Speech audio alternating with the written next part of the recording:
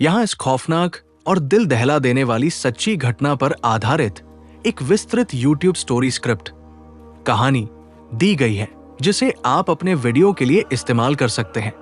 इसके बाद इस तरह के अपराधों को रोकने के लिए कुछ बेहद जरूरी निर्देश और सामाजिक सुझाव भी दिए गए हैं। भरतपुर की मर्डर मिस्ट्री, बाथरूम की टाइल्स के नीचे दफन खौफनाक राज। दोस्तों, सोचिए कि आप जिस घर में रहते हैं, जिस घर की चारदीवारी को आप दुनिया की सबसे सुरक्षित जगह मानते हैं, वही आपके बिस्तर के ठीक बगल में या आपके नहाने के बाथरूम में एक ऐसी खौफनाक सच्चाई दफन हो जिसे सुनकर ही रूह कांप जाए। आज की कहानी किसी काल्पनिक हॉरर फिल्म या सस्पेंस थ्रिलर वेब सीरीज की स्क्रिप्ट नहीं है, बल्कि राजस्थान के भरतपुर से आई एक ऐसी सच्ची और रोंगटे खड़े कर देने वाली वारदात है जिसने पूरे देश को हिलाकर रख दिया है। ये कहानी है एक ऐसे अटूट विश्वास की जिसका अंत बेहद दर्दनाक और वीभत्स तरीके से हुआ।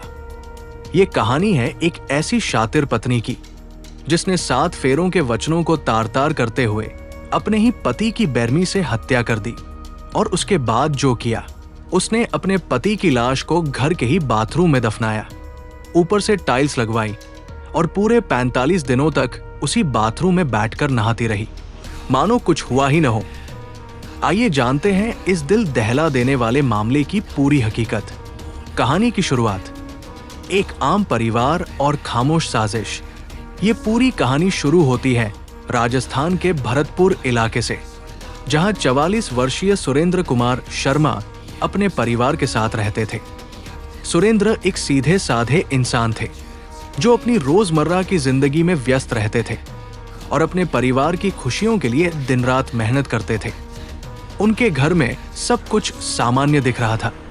पड़ोसियों को भी कभी ये अंदेशा नहीं हुआ कि इस घर के भीतर कोई भयानक तूफान पनप रहा है। सुरेंद्र की पत्नी, जो इस पूरी खौफनाक दास्तान की मुख्य विलेन है, समाज के सामने एक साधारण गृहिणी का मुखौटा ओढ़े हुए थी, लेकिन इस साधारण से दिखने वाले चेहरे के पीछे एक बेहद शातिर और खूंखार दिमाग काम कर रहा था। पति पत्नी के बीच अक्सर छोटे मोटे विवाद होते थे, जो हर घर में होते हैं, लेकिन किसी को क्या मालूम था कि इन विवादों का अंत इतना खूनी होने वाला है। एक रात जब पूरा शहर गहरी नींद में सोया हुआ था, तब इस घर में एक ऐसी साजिश को अंजाम दिया गया जिसने इंसानियत को शर्मसार कर दिया। हत्या का वो खौफनाक मंजर पुलिस अनुसंधान और शुरुआती कड़ियों को जोड़े तो पता चलता है कि उस काली रात को दोनों के बीच किसी बात को लेकर भयंकर कहासुनी हुई थी। गुस्सा, नफरत और बदले की भावना में अंधी हो चुकी पत्नी ने एक खौफनाक फैसला ले लिया। हत्या करने के बाद सामान्य अपराधी डर जाता है, भागने की कोशिश करता है या पुलिस के डर से कांपने लगता है, लेकिन यहाँ कहानी में एक ऐसा ट्विस्ट आता है जिसे सुनकर पुलिस अफसरों के भी होश उड़ गए। बाथरूम बना कब्रिस्तान, शातिराना खेल। हत्या करने के बाद सबसे बड़ी चुनौती थी लाश को ठिकाने लगाना। अगर शव को घर से बाहर ले जाया जाता तो किसी न किसी की नजर पड़ सकती थी, सीसीटीवी कैमरों में फुटेज आ सकती थी, या फिर बदबू फैलने का डर था। इस शातिर महिला ने एक ऐसा रास्ता चुना जिसे सोचकर ही किसी भी संवेदनशील इंसान की रूह कांप जाए। उसने तय किया कि वो लाश को घर से बाहर ही नहीं ले जाएगी। वो भारी भरकम लाश को घसीटते हुए घर के बाथरूम के अंदर ले गई। इसके बाद उसने एक मजदूर या खुद की मदद से, जिसकी जांच पुलिस कर रही है, बाथरूम के पक्के फर्श को खुदवाया। वहां एक गहरा गड्ढा तैयार किया गया। उस तंग और अंधेरे बाथरूम में, जहां रोज सुबह की शुरुआत होती है, वहां सुरेंद्र कुमार शर्मा की लाश को उस गहरे गड्ढे में डाल दिया गया। इसके बाद मिट्टी डालकर गड्ढे को बंद कर दिया गया। कहानी यही खत्म नहीं होती, बल्कि असली वीभत्सता तो इसके बाद शुरू होती है। महिला जानती थी कि अगर फर्श कच्चा रहा या वहां की मिट्टी धंसी तो किसी को भी शक हो सकता है। इसलिए उसने तुरंत एक राजमिस्त्री को बुलाया। उसने बहाना बनाया कि बाथरूम का फर्श पुराना हो चुका है और वो वहां नई टाइल्स लगवाना चाहती है। मिस्त्री आया। उसने उस गड्ढे के ठीक ऊपर जहां सुरेंद्र की लाश सड़ रही थी। सीमेंट का पक्का मसाला फैलाया और उसके ऊपर चमचमाती हुई नई टाइल्स फिट कर दी। अब बाथरूम बिल्कुल नया और साफ सुथरा दिख रहा था।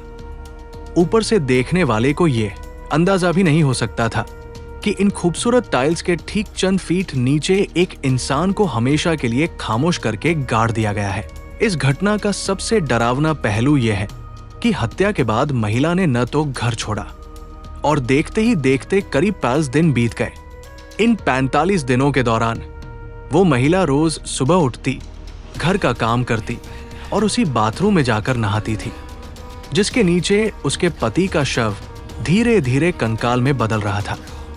सोचिए उस इंसान की मानसिक स्थिति क्या रही होगी, जहां आम इंसान एक मृत शरीर को देखकर सहम जाता है, वही ये महिला उसी मौत के ऊपर पैर रखकर रोज नहाती रही, सचती संवरती रही और दुनिया के सामने ऐसे नाटक करती रही जैसे सुरेंद्र कहीं लापता हो गए हों या किसी काम से बाहर गए हों। जब भी कोई सुरेंद्र के बारे में पूछता, वो बेहद सफाई से बात को टाल देती या कोई झूठी कहानी गढ़ देती। रहस्य से उठा पर्दा, शुक्रवार का वो सच। कहते हैं कि जुर्म कितना भी शातिर क्यों न हो, कानून के हाथ उस तक पहुंच ही जाते हैं और पाप का घड़ा एक ना एक दिन जरूर भरता है। सुरेंद्र के अचानक गायब होने और महिला के बयानों में विरोधाभास होने के कारण धीरे धीरे रिश्तेदारों और पुलिस को शक होने लगा। शुक्रवार 3 जुलाई को पुलिस ने पुख्ता जानकारी और शक के आधार पर सुरेंद्र के घर पर छापेमारी की। जब पुलिस टीम घर के अंदर दाखिल हुई तो उन्हें सब कुछ सामान्य मिला, लेकिन जब बारीकी से जांच की गई और महिला से कड़ाई से पूछताछ की गई तो उसके चेहरे की हवाइयां उड़ गई। जैसे जैसे मिट्टी हटाई जा रही थी, कमरे में एक खौफनाक सन्नाटा और बदबू फैलती जा रही थी। और फिर मिट्टी के नीचे से निकला 44 वर्षीय सुरेंद्र कुमार शर्मा का शव। 45 दिनों के बाद शव की हालत बेहद खराब हो चुकी थी। पुलिस ने तुरंत शव को कब्जे में लेकर पोस्टमार्टम के लिए भिजवाया और आरोपी महिला को गिरफ्तार कर लिया। इस तरह के जघन्य अपराधों को रोकने के लिए विशेष निर्देश व सामाजिक उपाय। दोस्तों, भरतपुर की यह घटना सिर्फ एक क्राइम न्यूज नहीं है, बल्कि ये हमारे समाज के भीतर खोखले होते जा रहे रिश्तों और पनपती जा रही हिंसक मानसिक विकृति, साइकोपैथिक बिहेवियर का एक जीता जागता और डरावना उदाहरण है। जब एक घर के भीतर ही इंसान सुरक्षित नहीं है, तो हम किस समाज की कल्पना कर रहे हैं? इस तरह के खौफनाक और जघन्य अपराधों को रोकने के लिए हमें एक समाज, एक परिवार और एक नागरिक के तौर पर जागरूक होना पड़ेगा। यहाँ कुछ बेहद महत्वपूर्ण निर्देश और उपाय दिए जा रहे हैं, जिन्हें अपनाकर हम ऐसे हादसों को रोक सकते हैं। 1. मानसिक स्वास्थ्य और व्यवहार में बदलाव को न करें नजरअंदाज। अक्सर ऐसे बड़े अपराध अचानक नहीं होते, बल्कि इनके पीछे लंबे समय से चल रहा मानसिक तनाव, गुस्सा या कोई मानसिक बीमारी होती है। अगर आपके परिवार में या किसी जानने वाले के व्यवहार में अचानक अत्यधिक गुस्सा, चिड़चिड़ापन, क्रूरता या अकेलापन दिखाई दे, तो इसे सामान्य न समझें। घरेलू कलह को दबाने के बजाय किसी काउंसलर, थेरेपिस्ट या परिवार के बुजुर्गों की मदद लें। मानसिक समस्याओं का इलाज समय पर होना बेहद जरूरी है। 5. नैतिक मूल्यों और संस्कारों की पुनर्स्थापना, मोरल एंड एथिकल वैल्यूज। आज के समाज में धैर्य की भारी कमी हो गई है। लोग अपनी इच्छाओं और गुस्से पर काबू नहीं रख पाते।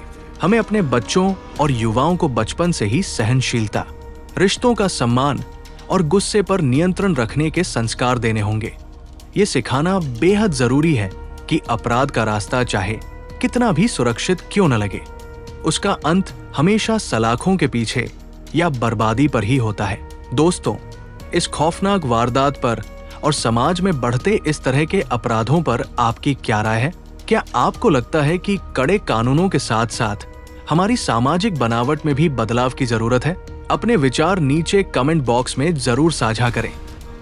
अगर आपको ये वीडियो सतर्क और जागरूक करने वाली लगी हो तो इसे लाइक करें, अपने परिवार और दोस्तों के साथ शेयर करें और ऐसी ही सच्ची क्राइम स्टोरीज व सामाजिक विश्लेषण के लिए हमारे चैनल को सब्सक्राइब करना न भूलें। सुरक्षित रहें, सतर्क रहें। जय हिंद।